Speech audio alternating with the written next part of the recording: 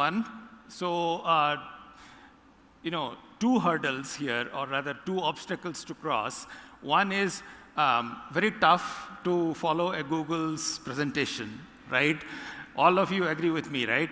And secondly, it's almost lunchtime. Normally, it's lunchtime. So I know it must be very difficult to hold on to this discussion. But I'd like to just quickly go over a few things about. This is mainly about the potential that we have, as a global capability center, right? Working for Fidelity Investments, and my personal experience as to what we have learned over the years, right? So just to as quickly to introduce myself, I've been leading this Center of Excellence for about 10 years now. We actually were one of the earliest AI centers of excellence that was set up in India and within a global capability center. We have grown since, and we have seen, as I was listening to a lot of presentations today, be it on data, be it on how to make AI work, be it the discriminative AI to generative AI, and what is the infrastructure that is needed. We have gone through all those steps, right? And we have adopted different kinds of things, practices over the years.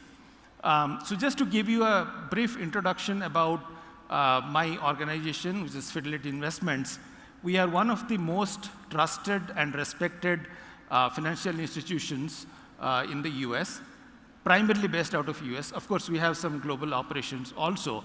And we serve close to about 50 million customers in the US. The assets that they have trusted us is more than $14 trillion. And the assets that we directly manage is about $5.5 trillion, right? So that's the scale of our operation. Somebody was mentioning about the number of transactions. We also see a billion-plus transactions every day. We have a multitude of about close to 200 different products. So naturally, we do see a lot of transactions in those accounts. We have a lot of customer data. So we are seeing a variety of things that has to deal with data, with AI, with machine learning, and all of that. And what I would like to say is, over the years, just to mention that the Global Capability Center that we have here in India is one of the largest. We have about 7,000 people, which is close to about 10% of the global employee base that we have. And proud to say that our capability center here is doing work in all the different business units as well as different processes globally. So that includes a lot of information technology and engineering teams, a lot of operational teams, and of course, all the data science and AI-based teams, right? So we have a lot of experience in doing this. However, as anybody coming from any financial services organization, here's a piece of disclaimer. All that is being discussed here is primarily my opinion and has got nothing to do with the organization that I represent. So just a quick word about the evolution of the global capability centers that we have seen. And this is basically, I have seen myself over this period of not only this 10 years, but previously when I was with General Electric for about 13 years, I have seen the evolution of the capability centers. And first, they were being set up as a cost arbitrage strategy. But now the discussion has moved from all those billing rates to what is the depth and breadth of the capability that you have, right? And surprisingly, even Fidelity Investment is just one company. We have different business units, and hence, whenever a new business unit is asking for, locating their people or hiring people within our capability center, they're asking questions. Will you guys be able to do AI, ML for us, right? So that is how the conversation has shifted from a cost arbitrage strategy to, whether you have this capability with you today, right? So that's the, change we have seen. Also, I would like to say that fortunately, we exist in this trifecta environment of innovation and growth. So what are those three pillars? GCCs, the pure play service and consulting companies, and the startup ecosystem, right? So as far as AI, whether traditional AI, Gen AI, everything concerned, there's a lot of talent, lot of knowledge, lot of experience available in all these three environments that we are part of. And there's a healthy exchange, I would say, of talent, of knowledge, of everything out here. So I would say that is actually playing in the background of where we are seeing developments in as far as the capability centers are concerned. Okay, so this is my take on where we are in this whole journey of AI. I mean, there are a lot of learned speakers who have spoken. We heard Vignesh talking about evolution of AI to Gen AI, etc. We have seen a lot of good presentations on how do we sort of tackle. But from a capability center, right, when we interact with our business stakeholders, I would say I come across these three different kinds of response. Right? There are these three different planes in which people operate. What I would also call them as left, right, and center of AI. Some people do still believe that AI is a myth, right? It actually cannot do anything. It just recasts some, business rules, etc., into what is called AI. What we previously used to call advanced analytics or models is now being called AI. There are so many different versions of this sort of skeptical response that you see. So that's the myth, myth portion of it. And then there is hype, right? And believe me, this hype actually does both positive as well as negative things for us, right? Those of us who are into this practice must have seen that hype actually acts sometimes as a tailwind, right? It gives a push to people who have still not done things and want to, come on to an AI-driven solution or AI platform, etc., right? But also, it acts in a negative fashion. All of you probably are aware of the hype cycle that we have, and for many of us who have implemented this range of things in AI and have been over the top into this trough of disillusionment, right? For them, it's a headwind. So there are people who say that, hey, we have been doing this for quite some time, and I also heard some discussions about what is the ROI? How do I, get things, returns out of it, right? So hype does both the things. It does help, but it does a lot of, brings a lot of difficulty as well. And then there is reality, right? And as practitioners, I think we would like to stay in this zone of reality. What is really possible by AI? AI is not a magic bullet that will solve all kinds of problems. Gen AI is certainly not a magic bullet. It's not a panacea. You have to be very, very real into what it can solve and what it cannot. Consequences for humanity, lot of consequences. I'm not going to go into it, starting from global warming, climate change. A lot of things can happen, because of the power consumption that all these big, large language models need, etc. To the jobs, what's going to happen to the jobs, right?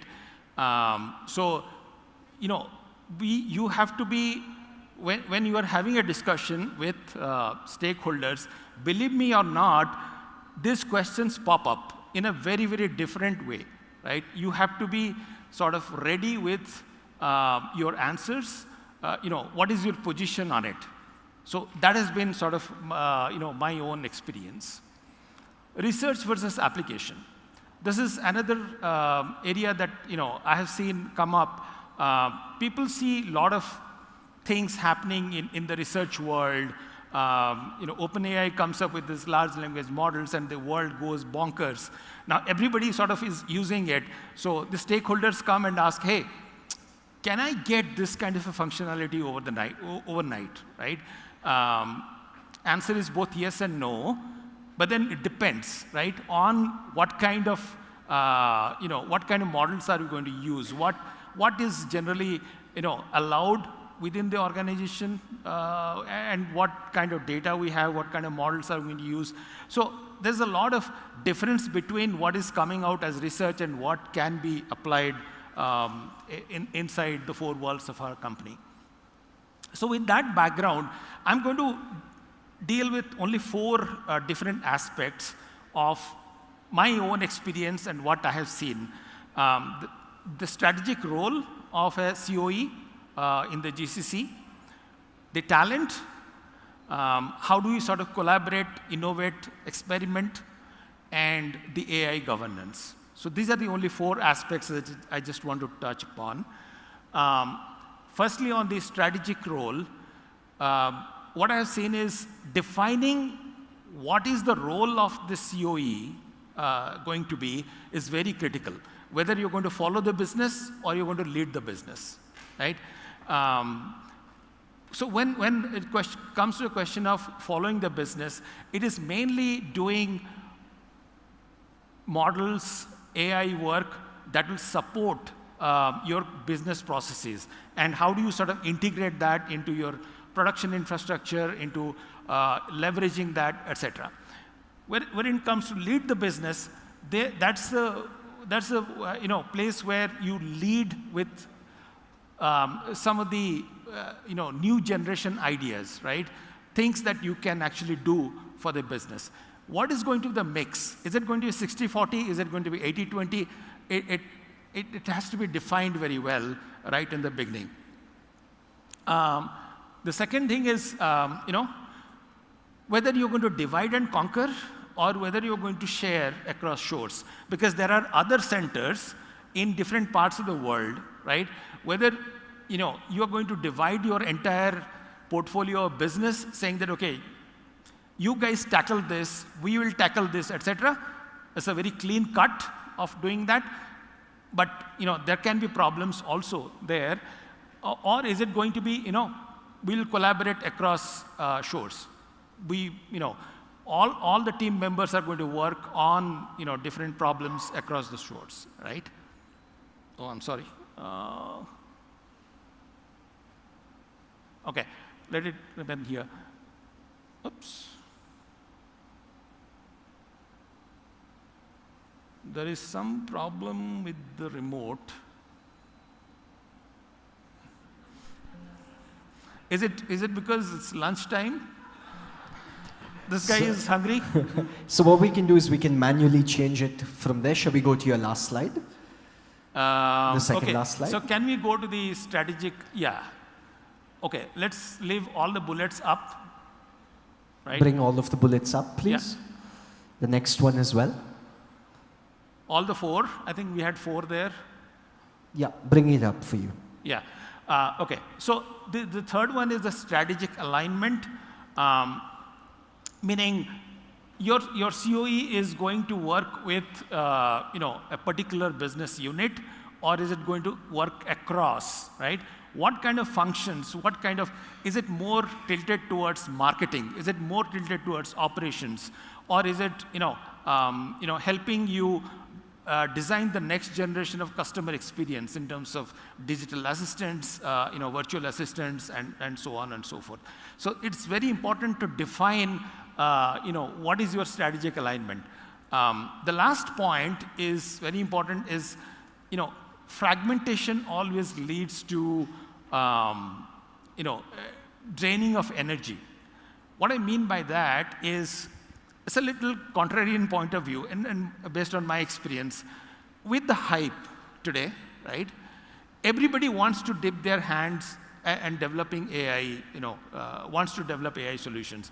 Very good, right? We need to sort of encourage that. We need to train people to be ready with those skills for future.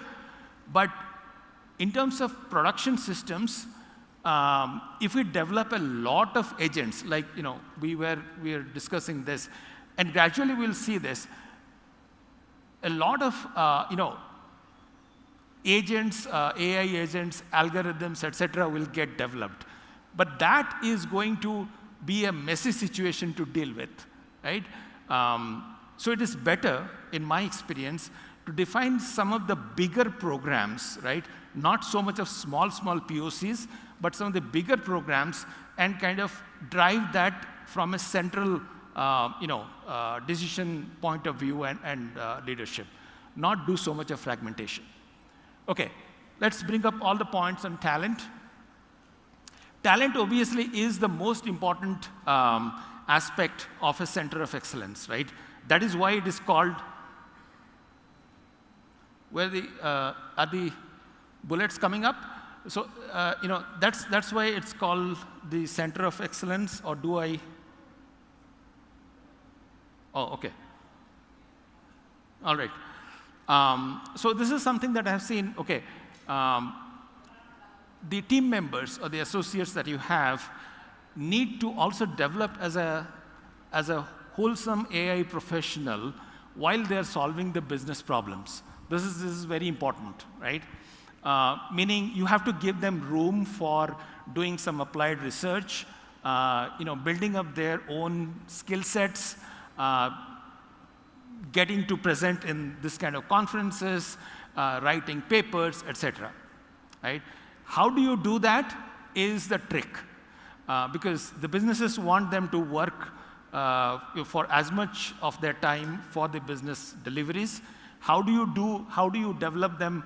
Their other skills is the key. There's no doubt about being world class here, right?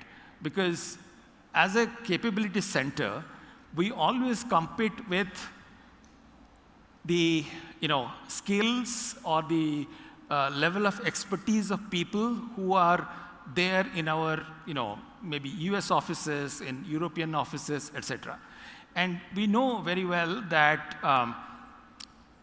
even though today in the world there is a lot of agility in people gathering knowledge, people being experts in different areas, there are still, in my view, there are the exposure in research, the exposure in the university education system, there are gaps, right? And that is why when I want to put up a talent from my team to have an intellectual conversation, discussion with an expert in the US, that is where the rubber meets the road, right? So from my point of view, there is no other goal, but then you just have to be world class. Domain understanding, very, very important for us, the global capability centers. If you're not able to tell the story as data scientists, if you're not able to tell the story in the language of the domain, it's a shame that all this good work doesn't get its proper value. So domain understanding is a must. We have to invest deliberately in this, in training our people in that. And practical thought leadership. What I call practical thought leadership is you should develop your people in such a way that they are able to discuss ideas with business stakeholders, right? And these ideas are, somewhat more advanced, and they should be able to hold the fort in terms of that technical discussion, in terms of exciting them for this, new solutions that can be brought in, whether it is, an agent, whether it is an algorithm, whether it is how do you sort of, make this whole, AI solutions work for your business processes, etc. Right? So those are, 4 specific things that I keep in view for developing talent in my team. Again, very important: collaboration, experimentation, and innovation. This is very important these days. As a COE team, we are no longer sitting on an ivory tower, and we are not expecting people to come to us and tell their problems that, oh, we have this problem, can you help us? No. We have to go out. We have to build capabilities. We have to sell those capabilities, even inside our own organizations, right? So how do you build these capabilities? You have to stretch. Not every time you will get the time, the bandwidth, the opportunity to build these capabilities, right? So you have to stretch. How do you stretch is the key, right? Not everything will succeed. Matter of setting expectations. Today's generation, comes in and they would expect, not today's generation, everybody actually expects that whatever they work with, whatever the capabilities they build, whatever the POCs they do, has to succeed, right? But we live in this world where I think we should know that not everything will succeed. We have seen this, in many examples. So not everything will succeed. You have to build that expectation in your mind. Build versus buy. I would say, sometime back, the data scientist, if you go and tell a data scientist that we need to procure this solution, he said, no, I will build it, right? Everybody is hungry to build newer and newer things, right? Doesn't work that way. We have to, keep aside that greed of everything that we will build, and we have to strategically, go and buy certain stuff that we need. And be deliberate in building a portfolio. This is something that I've seen very helpful, even within a GCC environment. If you have people who are dedicatedly building language models, dedicatedly building recommendation solutions, dedicatedly building vision-based solutions, process automation solutions, that actually helps you in selling your COE to many more business units or many more new units. Okay, this is the last one. Let me bring out all the points. Now, we all, in our discussions everywhere today, there is a lot of emphasis on responsible AI, and more so for the generative AI, applications, right? Does your program hallucinate? What are the guardrails that you have built, and all of that? But I think we do not have, in my view, in the capability centers today, our focus is mainly on building skills, right? But we do not inculcate this mindset of governance. What is data governance? What is algorithm governance? How do you sort of test your algorithm for bias, fairness, and all of that? So all that is also very important, and the training needs for those kind of things are also very important. So in my experience, those are the things that you would kind of build into your COE environment for it to perform better. So that's all. I just wanted to share those 4 aspects of my experience of having built and run this kind of capability centers, or the COEs for capability centers. Thank you very much for being patient, even during lunchtime. if we have time, we can take some questions. Otherwise, We have the gentleman in the glasses or the lady in the glasses. There's a gentleman in the middle as well. You can go to him. Yeah. Hello. Thank you for this. I'm working with Aramex as the head of data platforms. One of the more problem statements that happens is ROI calculation for the projects in a GCC.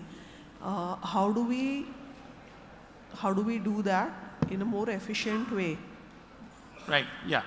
Projects will be defined, but how do we get that approved? Because the ROI calculation gets difficult. Yeah. Very good question. In fact, I would say the business value driver is becoming more and more critical in everything that we do.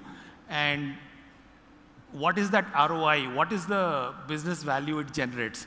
So I would say the first step definitely is setting up a measurement system, right?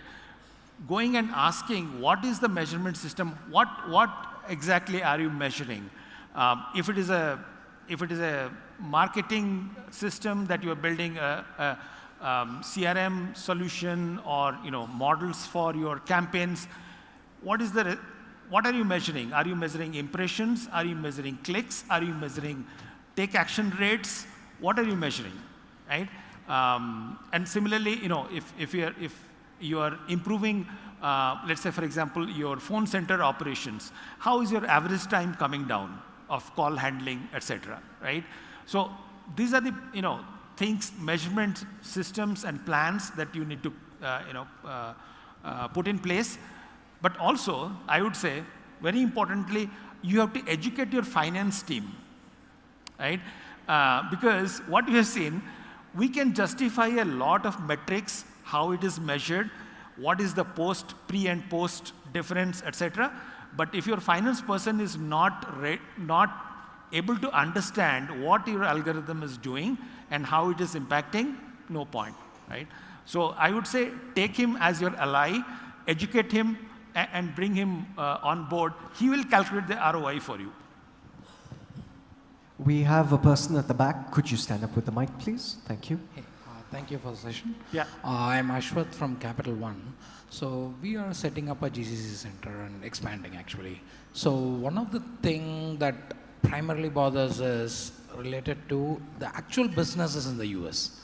So as we hear more about AI, like this morning there was a presentation talking about high touch, like how you really are close to the user in order to understand their pain point and build your solutions.